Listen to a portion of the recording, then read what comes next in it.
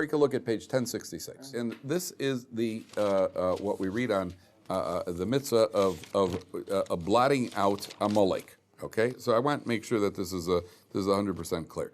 So it says like this: Zachores asher asalcha Amalek. Remember what Amalek did to you. Top of page 1066. Baderech b'tzeischa mimitzrayim. When you were on your way out of Egypt. Asher korcha baderech. The word korcha is closely related to the Hebrew word kar, which is what? Cold, right? Now, it also means korcha, they happen to cross you. Vayezanev b'cha kol hanechasholi macharecha. They struck those of you who are all the way at the back, hindmost, the article translates it. You were tired or worn out. V'lo yorei elokim, and not fearing of God. Some say that refers to Amalek, that Amalek didn't fear God, and some say that it refers to the Jewish people. So then the Torah says, when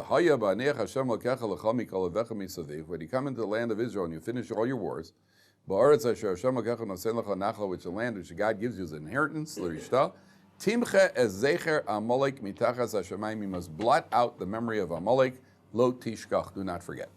Okay, this is the mitzvah to blot out the memory of Amalek. Now, Amalek is the ultimate arch enemy of the Jewish people, and the halacha is that we are going, when the Beis Hamikdash is rebuilt and we have a king, we are going to have to go to war against Amalek and kill every man, woman, child, and animal of Amalek. Anything that has Amalek's name attached to it, we're going to have to kill.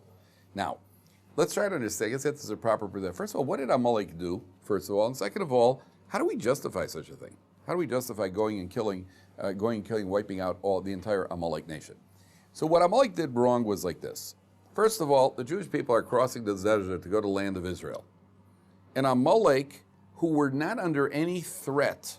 Imagine somebody who's traveling from, Chicago to New York, and then somebody from Florida comes to attack them on the way.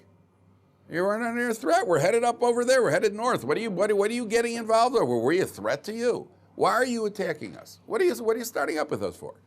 And the answer is because Amalek, to attack us if you feel threatened is one thing. Amalek felt threatened on an ideological level. In other words, we don't like your approach to life, fellows, and therefore we're going to try to attack you. What was the approach they didn't look? So the Jewish people were on, were on a roll. The Jewish people were on an 11-game winning streak. It should happen to the Cubs soon. Say amen. The Jewish people were on an 11-game winning streak. What happened? 10 plagues in Egypt, the splitting of the sea. There wasn't a person in the world who had any doubt about God's divine providence, that the Jewish people are special. Everybody saw it. It was clear. The Egyptians saw it. The world saw it. Everybody, the Medrash says that when the sea split, all water in the world split.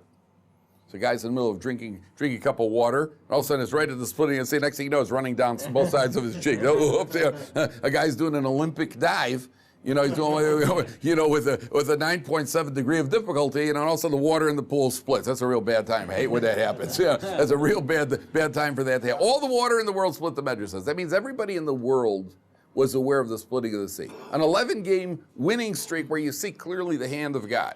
And all of a sudden, one wise guy comes along and says, look, it happens, you get lucky, a couple of hits in the 9th, the walk-off in the 14th.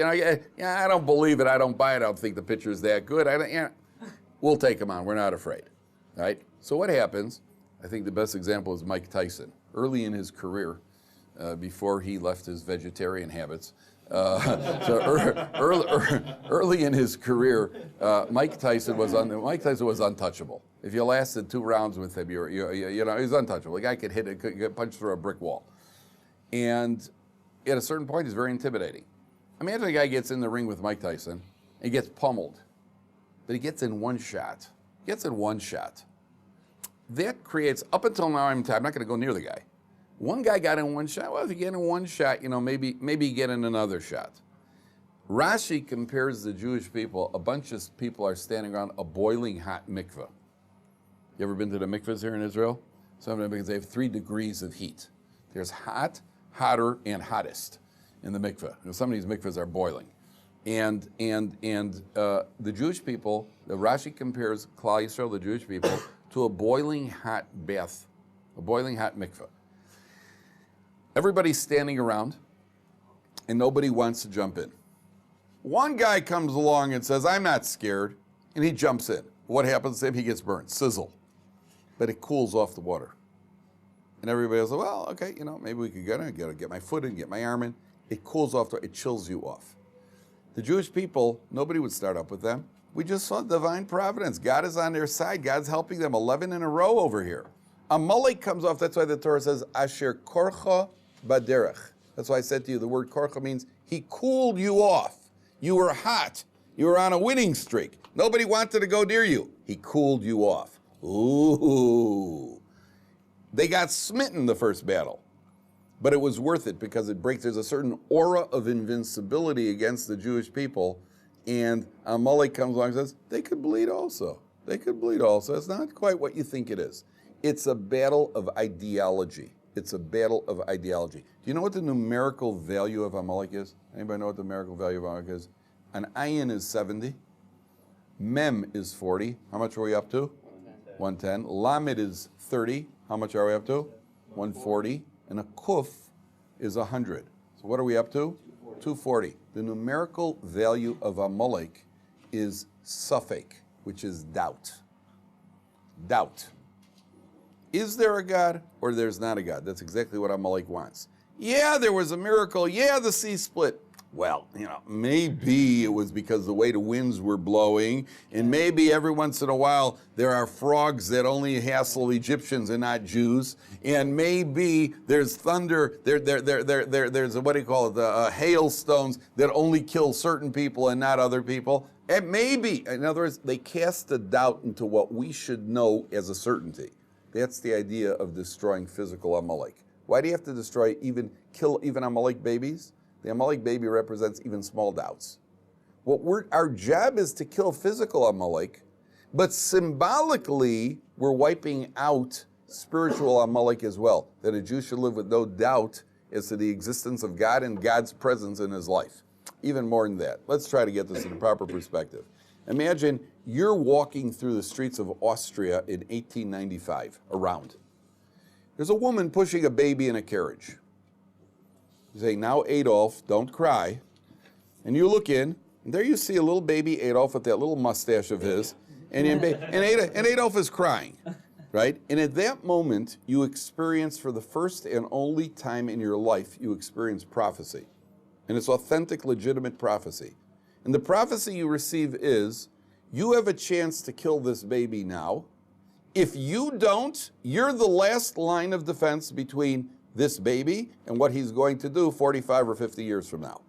And you get a prophecy from God without any doubt. What do you think morally you should do? Not kill the baby, okay? Not kill the baby on a divine prophecy, okay? So some people will say you shouldn't, and some people will make a very good argument for saying that you should. What's his name? Ishmael. Right. That's why some will make that argument and some won't. But on the other hand, you just got a prophecy and you received a prophecy for a reason. There's a reason you got the prophecy. Prophecy didn't just happen. Oh, good, I just happened to get a prophecy. There's a reason. Prophecy generally means that you're supposed to take action. Okay? It's only an example. The Torah is a book of prophecy. The only reason we have this book, we have this through prophecy. What Moshe received from God wasn't a conversation. What Moshe received from God was a prophetic communication.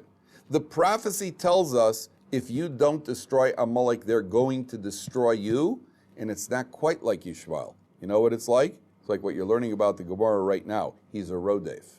He's a pursuer. He's going to pursue you. And therefore the Torah says, you have to wipe out all of Amalek. If you don't destroy Amalek, they're going to destroy you. And therefore the God that created them says, I want, the same way that I created you, I created them, and I'm telling you that your job is to destroy them. That's what the Torah wants with Amalek, to destroy the physical Amalek, and they're going to be a physical threat to the Jewish people, and certainly to destroy spiritual Amalek, which are going to try to undermine our entire approach to life. They're going to try to cast a doubt. That's the idea of killing out Amalek. Now, what's considered Amalek these days? Amalek, we don't know for a fact who's Amalek. There are commentaries that say any time you see virulent anti-Semitism, anybody who is vocally a virulent anti-Semite, that means it is likely he has Amalekite blood in him. We are not allowed to kill Amalek nowadays. We don't know for sure who is Amalek, and it is against the law of the land, and you could go to jail. Therefore, we are not allowed to kill Amalek nowadays. Other than White Sox fans, we do not know who is Amalek nowadays, and therefore we are not allowed to kill Amalek nowadays. You're not allowed to kill Amalek. On the other hand, realize that it is a Torah command like any other Torah command, and at the time the Beis Hamikdash and a king is established, then there will be a mitzvah. To kill Amalek. That's what it says. Now, I want to explain something else. When it says over here, Vayizanev b'cha kol hanechesholem acharecha. Second line from the top. It says how did the article translate? Struck those of you that were hindmost. Anybody know what a zanav is in Hebrew? A tail. Vayizanev is a verb form of they tailified you, right? For lack of a better word, they tailified you. Now pay attention carefully. The commentaries say, the Medrash says, do you know what Amalek did to the Jewish people? Anybody that they caught, they cut off the male organ, which with any imagination looks like a tail, and they threw it upwards. Anybody they captured, they cut off the male organ and they threw it upwards. What just a bunch of it sounds like ISIS, you know. A bunch of sadists. So yes, they're a bunch of sadists, but obviously, if the Medrash tells it to us, the Medrash is trying to communicate an idea over here. What does that mean? What does that mean? They cut off the Bris Milahs and they threw them upwards. That's what the Medrash says. So the answer is like this: where is the first Bris Milah in history? Avram Avinu. Interesting. Why is Bris Milah done on the 8th day? Anybody know? The blood of the baby congeals, the vitamin that's responsible for clotting, vitamin K, reaches peak levels on the 8th day. Interesting coincidence, isn't it? And so they want to go. That's why the Bris Milah is done. That's one of the reasons. The other reason is that the number 8 is the number that transcends the physical limitations of the world. The number 8 is always the number of miracle. Hanukkah is 8 days, and Bris Milah is done on the 8th day for a reason. The Bris Milah represents the organ of reproduction, obviously, which represents future generations. Now, let me ask you a question. Pick any sport you want. Pick the NCAA tournament. I was going to say NCSY, right? Pick the NCAA tournament. Pick a golf tournament. Pick the football season. English football also will even go to women's sports, right? Anything you want. We'll pick any sport that you want. Okay. Now, I want you to pick one team that's going to win the NCAA tournament. I'll take the field. I want you pick one team and I'll take the field, or I'll reverse it. You take the field and I'll pick one team. What would you do? I wouldn't pick the team in the NCAA. There are too many upsets. I would take the field. You're always better off taking the field, except when Tiger Woods was at his peak. You're always better off taking picking the field. No, field meaning the rest of the teams. The rest of the teams, right? What's a better bet, to pick one team, unless it's an obvious thing like Michael Jordan's Bulls? Oh, did I mention I'm from Chicago? Unless it's an obvious thing, you're going to pick what do you call it? When Michael Jordan was playing, the year that he retired, before he retired, the Bulls were 5-2 favorites to repeat. As soon as he retired, they became 25-1. Right? So that tells you something about Michael Jordan. Okay, so I'll give you the field. All right? Now, it's always a safer bet. In most sports, it's a safer bet picking the field. It's too unpredictable. You know, one guy may let air out of footballs, and you get another guy. What do you go? You never know what's going to happen. If you try to pick one football thing, one guy could get injured. One guy, who knows what's going to happen? Okay. God says to Avram Avinu, imagine you're there at the time, and I'm going to show you a prophecy now. You're Abraham, and I'm going to show you a prophecy. This is what your descendants have to get through in order to survive.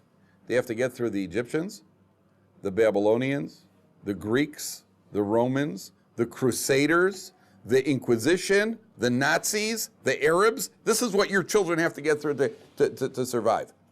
If you had a bet at the time of Avram Avinu, which side would you take? That they're going to survive or they're going to get destroyed at some point along the line? I mean, you're playing a strong field over there. So God says to Avram Avinu, I'm giving you a Bris Milah. You know what Bris Milah means? That your descendants represented by the organ of reproduction, are represented by the number 8. The number 8 means that we're beyond natural law. The Jewish people survive because there is that divine intervention, special divine intervention watching over the Jewish people. That's why we're here. Otherwise, it would not make any sense at all. That's what Bris Milah represents. Now, does it make a little bit more sense? When Amalek cuts off the Bris Milahs and they throw them upwards. You understand what they're doing there? You understand why they're doing that? Cut the They're saying, reproduction. hey, you could take all of that divine intervention nonsense. Here you go. That was their whole fight was against divine intervention. I don't believe in miracles, and I don't believe in the splitting of the sea. And Bris Milah, which irritates the heck out of us because you're trying to make a statement that the reason you're here is because you've got special protection. Well, you know what we think of that? Here, you can have it back. That's what we think of it. That's the statement that Amalek is making. And therefore, since they are battling us, it's an ideological battle. That's why, by the way, that's why Yitzchak Avinu is born. Do you ever wonder, why is Yitzchak Avinu's name Yitzchak? What does the name Yitzchak mean? Happy? Oh, laughter. Laughter. It means laughter. It means laughter. And who's he born to? Avram Avinu, who's very old, and a Sarah Ibenu, who is already beyond childbearing years. She's barren, can't have children. According to one division, she doesn't even have a womb. And Yitzchak is born to a Sarah. It's completely supernatural. Why is that? Why is that? To instill in us the understanding that the existence of the Jewish people transcends nature. That's the only reason we're here. Otherwise, we would have been wiped out long ago. That's why his name is laughter. Follows that? You know what that laughter is? You know what the laughter of Yitzchak means? Sure, they laugh. They both laugh. You know what the laughter really means? When do you laugh in life? You laugh when something is completely absurd. It's absurd. It's completely out of character, out of context for what's happening. When a man in a three-piece suit, dressed to the T, sharp as can be, is walking, slips out a banana peel, you laugh, right? It didn't even happen in your life, right? It's completely out of. We shouldn't laugh, but we do. When somebody bends down to reach for something, he splits his pants, you laugh. Why do you laugh? Because it's like, imagine the President of the United States bends down, he splits his pants. Everybody in the room here, even the Democrats would laugh, right? Because it's completely out of character. Yet Yitzchak is born. It's so absurd, it's a laugh. We laugh. Because ridiculous, absolutely ridiculous. Do you know there's an interesting phenomenon? People who are sitting Shiva, people mourning for a relative, it is very common that at a certain point during the Shiva period, they get the giggles. You know where that's coming from? You know where that's really coming from? Because the idea of death is ridiculous. He was here. He was with us. He was part of us, and now he's gone. The idea is so absurd that it triggers off a certain type of laughter. That laughter is often followed by crying, but it triggers off a laughter because it's absolutely absurd. That's where Yitzchak comes up. That's what the Bris Milah is, and that's what Amalek is, and that's why we have an obligation to try to destroy that. All right, gentlemen, continue in environment.